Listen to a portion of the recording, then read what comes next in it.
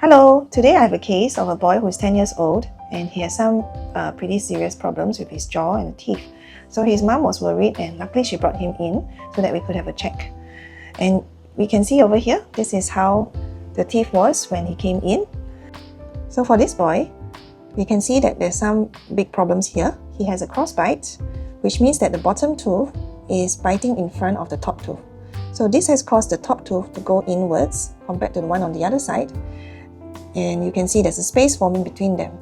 The other issue with this is that this tooth, because the top tooth is biting in a crossbite, it's knocking on this tooth and it's pushing this tooth out of the gum. That's why we can see there's a lot of receding gum over here compared to the other teeth that are also adult teeth, where the gum level is much higher.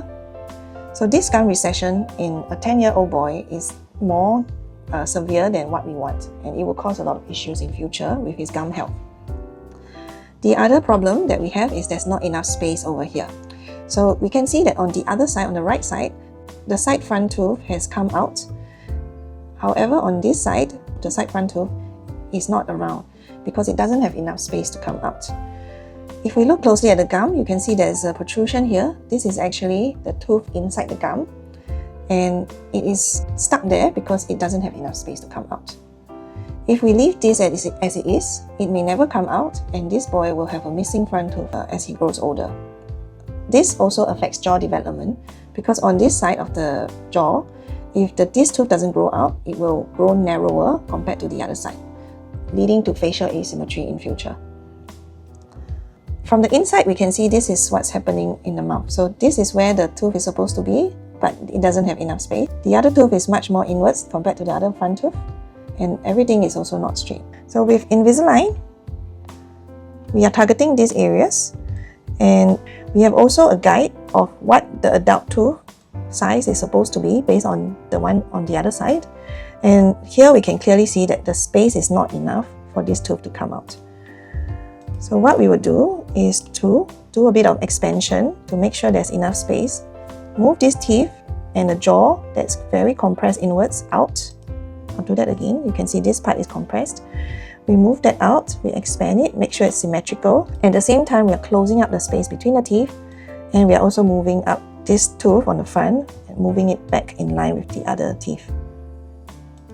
From the side view, we can see the front teeth that's protruding out is also being brought back, while the one that's inwards is brought outwards.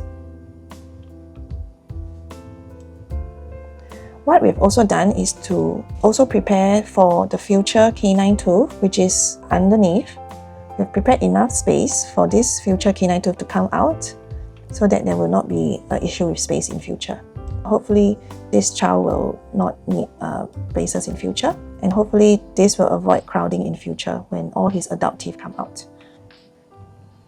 So after 10 months of treatment, this boy now looks like this, and happily this tooth, we have got in early enough that we've created a space just in time for this tooth to come out as it's still growing, so it's still able to come out by itself. Because it's been stuck for such a long time, it didn't come out straight. It didn't have enough space to come out straight.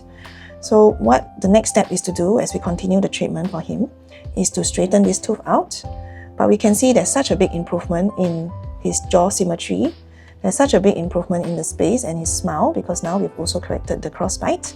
And there's also a big improvement in his gum of this tooth that previously was receding, and it was because it was placed too far forward. Early intervention treatment such as this is so important because by doing this, we have avoided very painful and costly and long treatment for this boy, which would have involved surgery of the jaw to expose the tooth that was stuck inside the gum.